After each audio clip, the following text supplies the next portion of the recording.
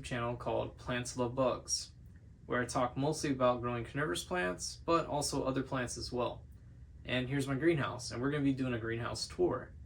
So I'm going to show you guys around my greenhouse, I'm going to explain it a little bit, and also we're just going to take a look at some cool plants that I grow in here. Hey guys, so here's the outside of my greenhouse. As you can see, it's a lean-on greenhouse, and it is about 16.5 feet wide. Actually, sorry about that, 16.5 feet long, and is about 8.5 feet wide. And let's take a look around. So I have manual vents that I could easily open and close.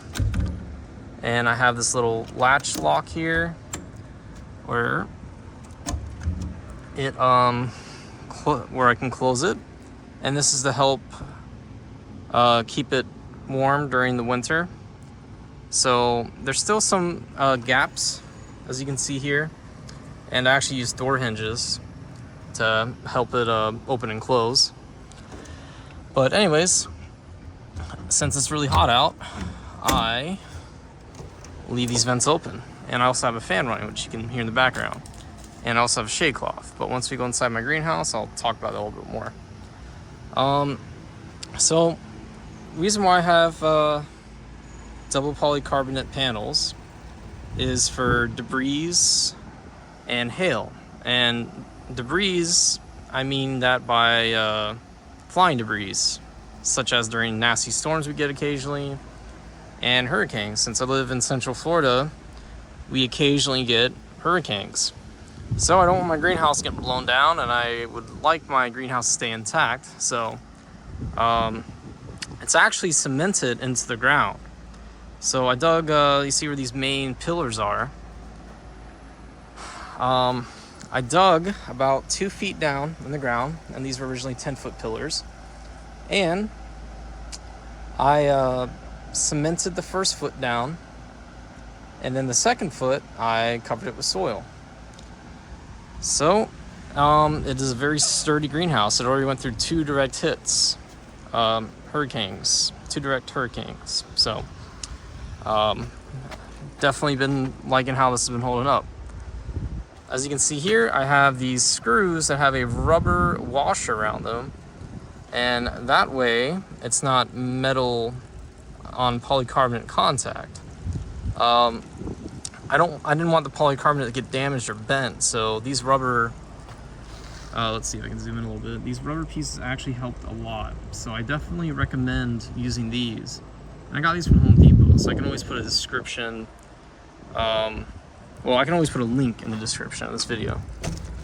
All right, let's go see some plants. Oh, one more thing. I do have an AC unit installed in here. On really hot days, I'll turn this on at night to get a nice cool temperature drop for some of my orchids and Asian pitcher plants. So walking in the greenhouse, as you can see, I got a shade cloth. I think it's either 50 to 70%. That helps keep the greenhouse a little bit cooler, helps diffuse more light, because in the summer, this thing gets very, very, very hot. The hottest I've seen it get is probably 100 degrees. Doesn't stay that way for long, and honestly I need to implement a misting system to help me with that. But anyways, I have I have pebbles for ground cover, helps prevent weeds. It also allows good drainage, so when I water stuff in the greenhouse, I don't really have any sitting pools of water if I were to have concrete. Now some people use concrete and they have like a drain in the middle or drains in certain places, which I don't think is a bad idea. It just was too expensive for me to do that. So these pebbles were a cheaper option for sure, and it still does what I need to do. But anyways, enough about the pebbles. Let's see some plants. So as you can see here, I got a lot of Nepenthes. Asian pitcher plants is what they are also called. Nepenthes is their genus name. And I also have some lights installed too, actually, which I'll turn those on later. So I also have some orchids, and I have some paniculas or butterworts. These are Mexican butterworts, actually. And these those big green ones are actually Gigantea, which is the largest species of panicula discovered. So anyways, let's get to it. Let's just see some cool plants. So this is one of my favorite hybrids actually in the greenhouse. This is Nepenthes Raja crossed with Veitchii. And this is a Borneo exotic 3730 plant. That's the number that they have for this clone. But if I remember correctly, it's a mix of clones. So not everyone's is going to look like that. I lucked out with mine because I think they got the best traits of both parents. Raja is a very large species of pitcher, probably the biggest. I think it's still recognized in the genus, though there's some other species out there that may be larger. But anyways, see a nice flared peristome from the Veitchii and a large size because of the Veitchii. Well, flared peristomes from the Veitchii side, and the large pitcher sizes from the Raja side. It's a flowered male for me, and another cool thing about Nepenthes is they're dioecious, which means they have either female or male flowers. They don't have male and female parts on the same plant, so you need two separate plants that are flowering opposite sexes in order to make seeds. And I'll have a video about pollinating Nepenthes and germinating seeds and how to take care of young Nepenthes from seeds in a later video. But let's just go around. You guys saw this one earlier in the video. I want to explain what this one was. This is a Veitchii. So they're very known for their flared peristomes, and I think, if I'm not mistaken, this is a climbing variant where it climbs trees and stuff like that. But I personally like the golden peristome, and the leaf here is kind of curled up a little bit. It was a little dry, so I just watered it, so that should be coming back. It should look more flat actually, but anyways, that's okay. So you can see that this has little hairs as well, which I think help trap more moisture from clouds and stuff like that hit the highland tropical mountains that these guys usually grow on. And in the Philippines region, Indonesia. The Veitchii, I have to look up specifically where this one's from. I forgot off the top of my head. And we have a nice flared yellow peristome, and you can see what looks like teeth pointing downwards. This actually helps insects from climbing out. So it's a pretty cool plant. I really like it. And this thing right here acts as like a little bug ladder, I call it, where crawling insects will use this to climb up and explore around the peristome, which is what this is called right here, this part of the plant, and fall right in there. And there's digestive juices, enzymes that digest insects slowly and releases nutrients for the plant, which is why you can't water these guys with water that has a lot of TDS or total dissolved salts. You need distilled water, or you can water with rainwater from your gutter if it's not contaminated with any metal. So anyways, let's move on. This picture is getting a little bit older, but I really like this one. This is a very complex hybrid from EP, which is Exotica Plants. Here is the makeup of that, and I am not going to say all that. I know some people like to, but I won't because I will butcher it. And here's an Nepenthes Miranda, which I don't think, this is actually a hybrid. A very widespread, easygoing hybrid. A lot of hardware stores sell them, garden stores sell them. And it's a really foolproof plant in my opinion. It doesn't really require a lot of care. You still have to give it the basics as any other Nepenthes really. But in Florida they do really well. So moving on. Well, before I move on, I want to show you guys this wavy Maxima Nepenthes I got. I really love the deep purple and wavy leaf that this one has. This is really cool. Really like that one. I have another Maxima, but this one's not a wavy form. But this one is a confirmed female, so I like females in here because I can make more seeds. And fun fact, a majority of Nepenthes plants in the world, at least from a certain study, and I'll link that in the description, about 70%, 80%, something like that, of Nepenthes are male. The rest are female. As to why, I'm not exactly sure. I think there's some evolutionary strategy, just not quite sure what that is, can't remember, so I won't say it because I don't remember it. But I think the article that I'm going to link in the description should talk about that, if I can find it. There's another cool Nepenthes hybrid I have. This is a Copelandii crossed with Lowii. Now, you can see right away, for some of the viewers here that are more familiar with carnivorous plants, that this has a strong Lowii influence. Reason being is because, well, Lowii, the species, which I don't have full-grown species in here, their pictures look like toilet bowls almost. So, definitely got the toilet bowl shape from the Lowii pollen parent. This is a really easy-grown hybrid for me, surprisingly. Usually Lowii, I've heard, is a little bit harder to grow, especially in warmer climates like Florida. So the Copelandii really gave it a boost, in my opinion.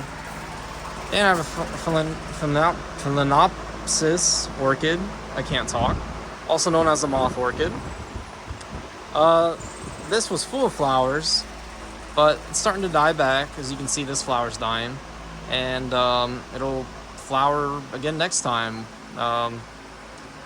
It usually does that. It'll flower about like maybe once, twice a year, and then stops flowering.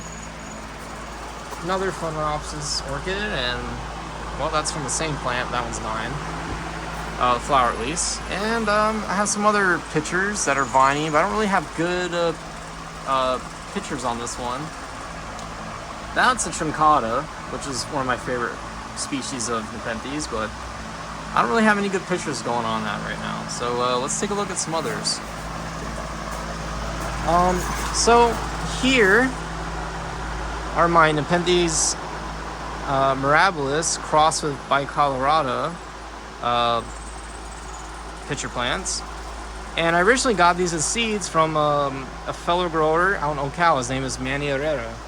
So I don't know if guys are familiar with him, but if you're from Florida and you grow carnivorous plants, you're probably the Florida Carnivorous Plant Society on Facebook. You definitely know who he is, or at least should.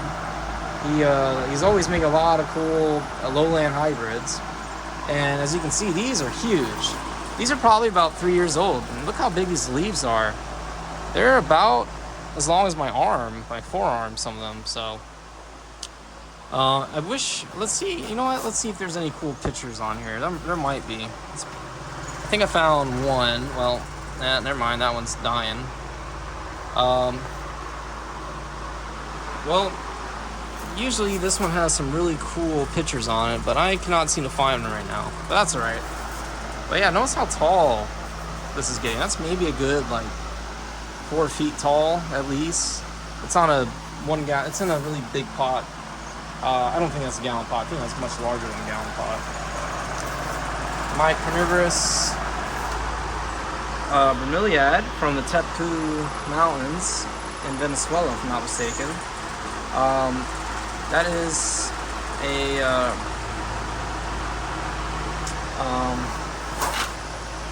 the name just escaped me.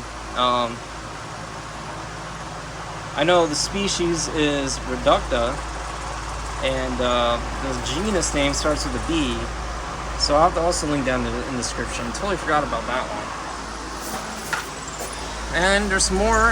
That's a nice Phalaenopsis orchid. It's got some good amount of flowers on it. And here's my shelves of Nepenthes. So I got some Ampullaria here, which are really easy to grow in warm climates, especially Florida, because these are lowlanders, which Nepenthes are split up into 3 different categories based on altitude. There is, starting from lowest to highest elevation, there's lowlanders, which the name, in my opinion, makes a lot of sense. It grows in low altitudes, like, for example, this Araphosiana. This is a lowlander, likes it hot, and grows at lower elevations. Intermediates, well, this Veitchii actually could be considered a lowland or intermediate. Just really depends on the location where these are from. And well, intermediates grow between lower elevations and higher elevations, which, you know, that's how you get the word intermediate from. Highlanders, now I don't really have any Highlanders I would say in here that I know of. I don't think I do. At least I shouldn't, because well, it gets way too hot in Florida, especially in the summer, for them to grow. In the winter and fall months, you can get away with growing Highlanders, actually. So moving on, let's see. Here's a nice, cool picture. This is a Truncata crossed with Boschiana. One of my favorite hybrids, actually. Let's see if there's an older picture that has some. Oh, I think I found one. Look at that. That's pretty cool. So that's a very dark peristome it's got going on. Let's see if I can zoom in a little bit on that. So it is an almost purple peristome color. That's the Boschiana. And the size it's getting from the Truncata. Truncatas are huge species of Nepenthes. Speaking of which, here is my female Truncata that, well, it's flowering, so it's using up a lot of energy, so it hasn't really been growing too much, but that's okay. Here's a decent sized picture. Look how big this guy is. Well, girl, I should say. And, well, the leaves are heart-shaped, as you can tell, which comes from, which is how they got their species name Truncata. Truncate means heart-shaped. In Latin, I believe. So, yeah, this one's really cool. These eventually could potentially eat mice or rats. Now, this one still has a lot more growing to do, but they get huge. Over foot-long pitchers, very girthy pitchers on some of them, and it's just a beast of a plant, in my opinion. And it does really well in Florida as well. There's some highland variants, from what I've heard. This one I got from Predatory Plants, and they're out in they're near the San Francisco area, out in California. And I'm not sure if the parents were both Highlanders or lowland Truncatas, or if they're intermediate. Not sure, honestly, or a mix of all those. Either way, grows really well for me in the greenhouse. Thankful. And let's see some other cool pictures. Now this is a hybrid, a lowland hybrid. Globosa crossed with Cochensis, crossed with Bicolorida. And I love the egg-shaped pitchers this gets. And the pitchers are pretty wide. And it's got a nice stripy peristome. Looks pretty cool. What about some other ones I got? Well, I have a lot of Rafflesiana seed-grown plants. They're getting size. They're not as big as this one right here yet, but they're gonna grow pretty quickly. Given the size that they're at already, they kind of start off slow when they're young, but then they start picking up speed. Let's see what else I got. Here's a nice deep red picture, and let's see what the makeup of that one is. So, Nepenthes edinensis, I believe, crossed by Colorado. Well, that's a nice lowland hybrid. Very easy growing. And here is one of my favorites, actually. Here's a Rob Cantley crossed with Truncata. Now, Rob Cantley is definitely a hybrid, not a hybrid. Well, actually it might be. That's still up for debate. But that'll probably be for another video. Anyways, so this is a cross between a highland plant, for sure, the Rob Cantley, and a Truncata. And they're both truncate-shaped leaves, so it retained the truncated shaped leaves. And I just love how the peristome is. It's very flared. It's a reddish plant. Rob Cantley are naturally very dark pitchers, so it's not a surprise that that has gotten a dark coloration as well. See, look how dark this guy is. This is an older picture and a younger picture. Notice how the pictures are increasing with size along with leaves. It doesn't always happen that way. Sometimes you get a small leaf for a new picture and the picture is huge compared to the leaf. Sometimes you get a big leaf and the picture is small compared to that. Just depends on light and stuff like that. So, well, let's see what else I can show you guys. Here's some cool seed-grown Ampelarias. So this is a cross between a tricolor and Black Miracle. And Black Miracle is a very famous dark Ampellaria, and it's used in a lot of hybrids and stuff. Here's a darker one. These are siblings, so it's from the same cross. This one so far out of the 3 that I've had to grow for me is my favorite. And the reason why it's my favorite is because it has a very dark tricolored body. The other ones don't really have that. The other one, that's the sibling, I have it up here. You saw that earlier. See how green that is? Sometimes that just happens. Let me put that picture. Let's tuck that one back in there. And these are some of my orchids. None of them are flowering right now, so not really much to look at in my opinion. But anyways, let's see if I can find some other cool pictures. I think I forgot to show you guys this one. This one is an exotic plants seed-grown horticultural cross. I didn't get this from EP directly. I got this from a private grower that grew out 2 EP plants, and well, they both flowered male and female, and you made a cross, and this was my only survivor. Because back in the day I was dumb and I left these guys outside when they were babies in the hot Florida summer sun. So they all fried except for this guy. And it's a really nice stripy peristome and a nice red body. I really like this one. I just wish I didn't kill the rest of them. Well, at least I still have one.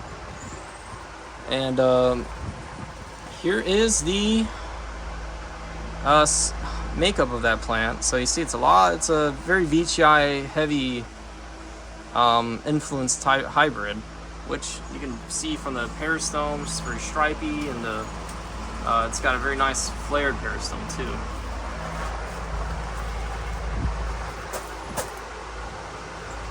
Anyways, let me put those labels back, but we can do a couple more. Here's a nice red lowland hybrid I also got from Manny.